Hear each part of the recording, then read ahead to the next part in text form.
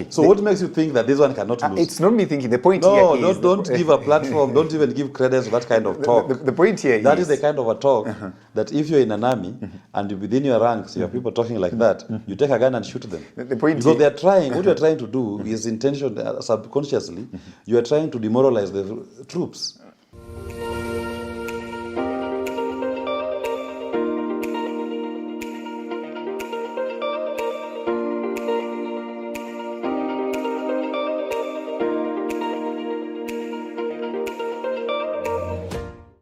A very good day to you, ladies and gentlemen. Welcome to another episode of the Candy Talk here on Herman Manyora's YouTube channel.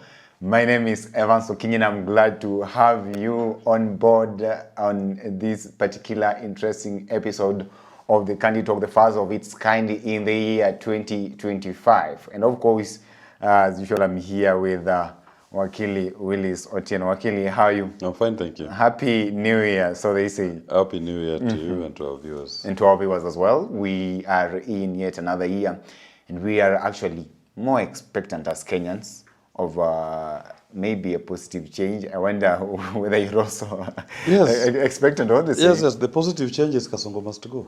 That's what we look forward to in the year. Huh? So you know, when we went to pray over Christmas, we asked God to lift this cup off our shoulders, take this burden away from us. So if it is going to be a new year that Kenyans are going to celebrate and feel a positive trajectory, then Kasongo has to resign or to get out of office. Because look at it this way. His economic policies of last year made us have a very somber Christmas. Now you want to again wait for another 1 year, 2 more.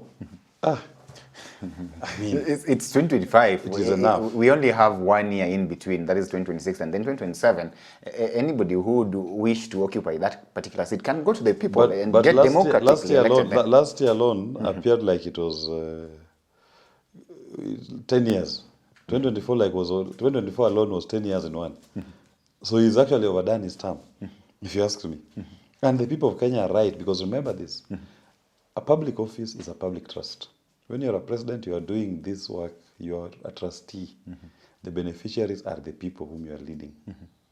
And if the people are feeling pain, they are burdened, then the onerous thing of you to do is to resign or give it back to the people to decide their future. Because it cannot be that every time it's about causing economic pain to the people of Kenya. You are always coming to raid people's pockets. This is the year when we must now look at when did the rain start beating us? What is this that is making the Kenya government and William Ruto to keep raiding the pockets of the people of Kenya, pockets which are empty anyway, to try to raise taxes, charges and levies? What is this thing that they are paying for that we are not feeling? And it cannot just be corruption. The problem here is the debt. 80% of your revenue goes to debt finance. Then, just like the High Court of Kenya said in 2024, you must give us all the debt registers. Show us all the projects which have been financed with debt money. You are telling us we owe people almost 11 trillion now, 10.5 trillion. That's almost 11 trillion. Show us this project is worth 11 trillion. So that we can tell, indeed, this 11 trillion was spent in our economy, we can see what it did. Okay. And these domestic banks, we are going to put them to task this year. You cannot keep taking illegal debts to the Kenya government. Those banks will bear the responsibility on their own. Because our laws are very clear. You only take debt upon parliamentary approval. And debt can only be used for project finance.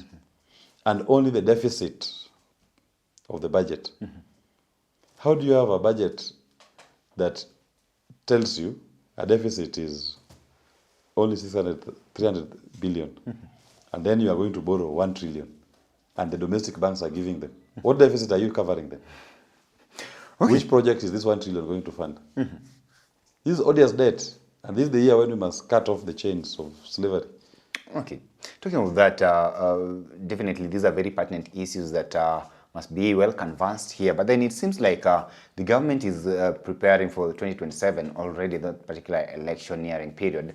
And of course, before the year ended, we had our cabinet approve, of course, some of the bills, and especially they wanted to deal with what they call interference in presidential elections. And of course, heavy penalties have actually been imposed on anybody who dare, quote unquote, interfere with the presidential elections at that particular moment. Remember the case of the Cherera 4 back then, what happened there, and even the late General Ogola, and how they actually went to Bomas of Kenya at that particular moment in time. And actually the president, William Ruto, at that point... Don't be gaslit. Yes. Don't be gaslit. If anybody tries to interfere with the elections even today, even without that cabinet approval, it becomes an offense. Who have they taken to court to charge for interfering? Yeah. So their offenses already exist. So what's the bill about? So these are just, it's like gaslighting you. Just manipulating you to tell you that there's something big that they're doing. There's nothing they're doing.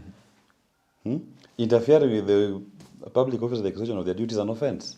Why didn't they start with charging anybody that they believe interfered with?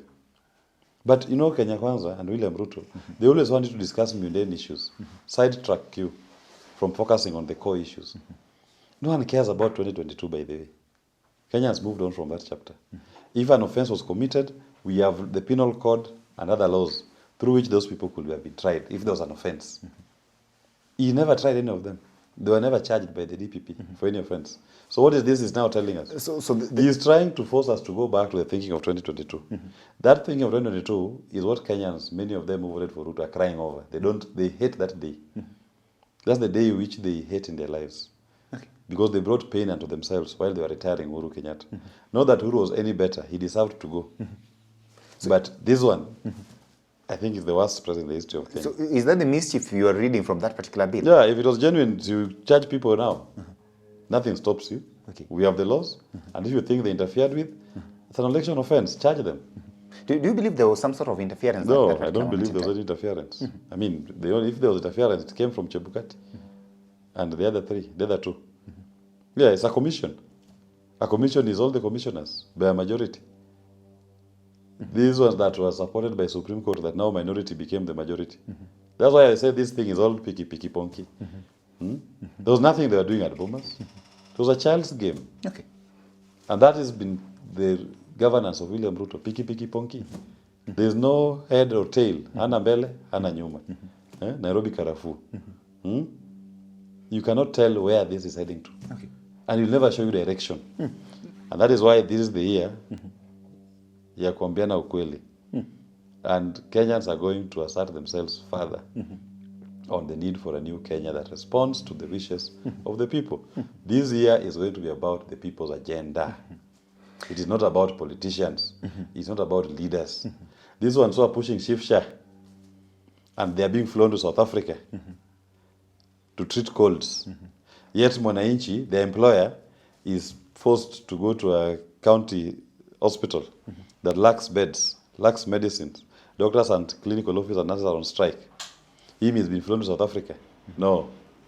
This is the time when if they want to go to South Africa, let them go to South Africa with their own money.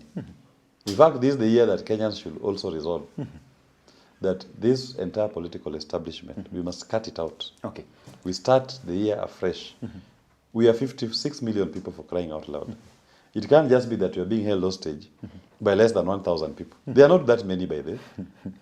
How can less than 1,000 people hold all of us hostage? Okay. And they feed off our sweat? They are behaving like ticks, sucking our blood. And yet they're enjoying. They are the minority. We are the majority. There are less than 1,000 people. Okay. In totality. But they've compartmentalized us. The politicians do it using tribe. The senior civil servants try to patronize some in the lower cadres to look up to them. Religious groups and religious leaders trying to manipulate the congregation. Okay. Misapplying the word of God to control the population to support the same structure. It is time for Kenyans to wake up and say, the power resides in the people. We are the majority, they are the minority. Okay. And we can kick them out. Talk to us about the other recommendations that I've seen being put forth. Of course, we've got one already on board here about the stopping of live streaming of presidential results. We also saw that one come on board, and that particular amendment was also brought here. What do you make of that? You know, I'm one person who is of the view that presidential election results should take place at the polling station. And every constituency, as required in Article 138 of the Constitution, every constituency goes to conduct its presidential elections. And the people follow their ballot papers from the polling station to the constituency tallying center. So when it comes to announcements, the constituency arrows in the respective constituencies, when they are ready, they stand up and they say, these are our results from this constituency. And everybody in their home writes down. Until the time when all the constituencies have announced, at the constituency level, not at Bomas, and we've taken note, we'll all be able in our own houses to know who has met the threshold. We don't need Bomas. Bomas is a rigging center. Bomas is the place where manipulation of election results take place in this country. We need to take this thing to the constituency level so that if there's a dispute, that dispute is narrowed to a particular constituency, and the boxes are there.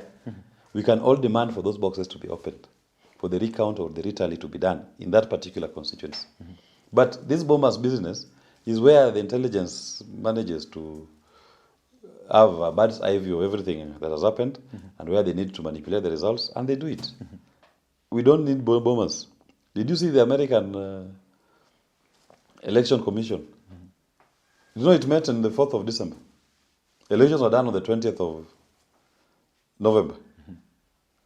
By 21st morning, Americans knew their president. Trump had given his acceptance speech. Kamala had conceded. The commission is meeting on was to meet. It met on the 4th of December. To formally do the tallying and the declaration. So what is this about Bomas? We don't need Bomas. Okay. Let us all know at our constituency levels, IBC can meet in a boardroom. And just formally ratify whatever people have all seen and accepted. And even the winner has been congratulated, the loser has conceded. And the country moves on. So you still consider Boma as a crime scene? It's a crime scene. Boma is a crime scene, exemplified by Chebukati. Let's talk about the other issue here in relation to our elections. Of course, a recent survey, rather poll, indicates that there are certain Kenyans, who actually 33% of Kenyans, who actually feel that regardless of whoever wins the elections, the government in charge, that is the government of the day, will actually carry the day. And that is why they're actually saying here that they believe that there's a possibility. You stop spreading propaganda. Power resides in the people. Don't be this kind of people who speak about government cannot be defeated. William Ruto'S defeated Uru's government. No. Was that not a government? No, let's be serious here. Don't be a propagandist. No, I'm not a propagandist. Kasongo, we are going to defeat. The people of Kenya are done with this man, and don't even give a platform for people to try to perpetuate this kind of talk. The vote is with the people. Call an election here, you see. If you even get 10% of the votes, how do you rig if you only have less than 10%? From where? I mean, there must be some method in rigging. The moment the whole country has turned against him, so how will he rig it? You want to tell me he just stand up and declare himself the winner? I mean, you didn't even learn a lesson from 2002. I mean, 2022 and 2022. Kasongo here was the opposition. Uhuru was there with Raila. But he was the one announced as the winner. In In 2002, Uhuru was with Moi. Moi was the president. Did they lose? And Uhuru conceded. Okay. So what makes you think that this one cannot lose? It's not me thinking. The point No, here is... don't give a platform. Don't even give credence to that kind of talk. The point here That is the kind of a talk that if you're in an army and within your ranks, you have people talking like that, you take a gun and shoot them. The point because here... they're trying, what you're trying to do is subconsciously, you are trying to demoralize the troops by saying the enemy is impenetrable, cannot be beaten. No. If it was in an army and you said that one of the generals will take a gun and shoot you, you don't belong to this army. You're trying to demoralize our forces.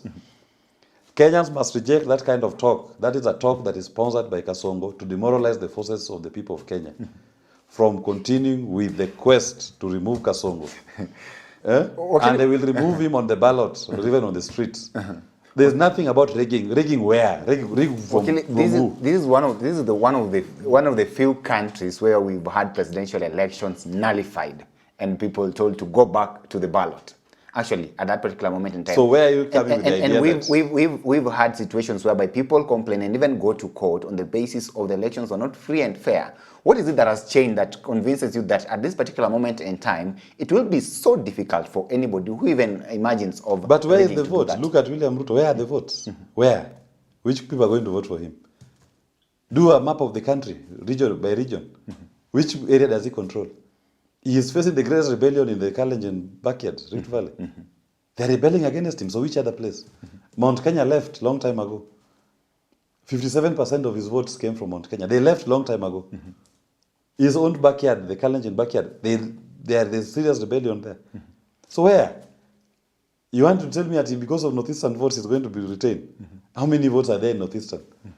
And even there, they are rejecting him. You want to say Coast? They are rejecting him. You want to say Nyanza? They are rejecting him. Western? They are rejecting him. So where? You only rig when you have a vote. You control a region. Nairobi here is leading in the rejection. So where? Don't talk that kind of talk. So when an army is parading, ready for combat. So you believe that 2027 it's going to... Or whichever time elections are called, Kasongo is done. There's nothing. Okay. Him is just buying every day counts.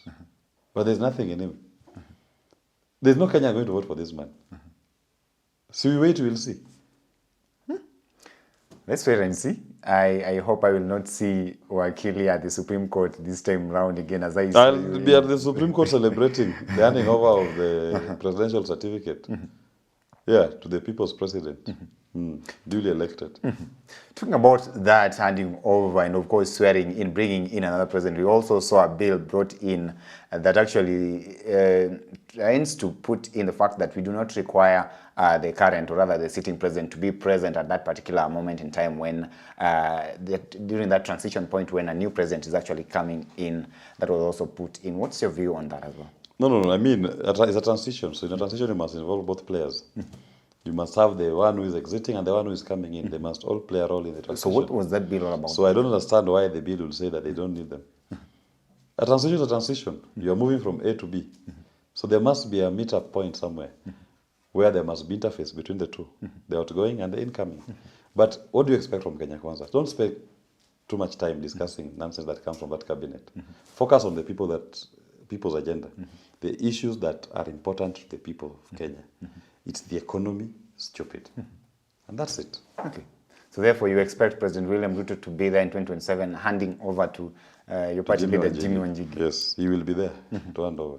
And you will be there as the deputy president. Yes. Well, we wish you all the best. And ladies and gentlemen, of course, this has been a good conversation here. This particular year, 2025, we're just having 1 year to go. And we may be seated here with the second in command, Wakili Willis Otieno, who's already said that he's a designate deputy president. The designate deputy president. Okay. It shall come to pass. Ladies and gentlemen, thank you for tuning in. Thank you for being part of us this particular year as well. We promise to bring you all the news that you want to listen to. And we also promise to keep you updated with comprehensive analysis of all that is taking place in this country, Kenya. Remember, Jadiel Kabiro is still here this particular year. He has not left. Richard Mwenje is also still part of this family. And Professor Herman Manyora is also here. Allow me to stop for now till we have this conversation again. Have yourself a lovely day. My name is Evans Okenyi.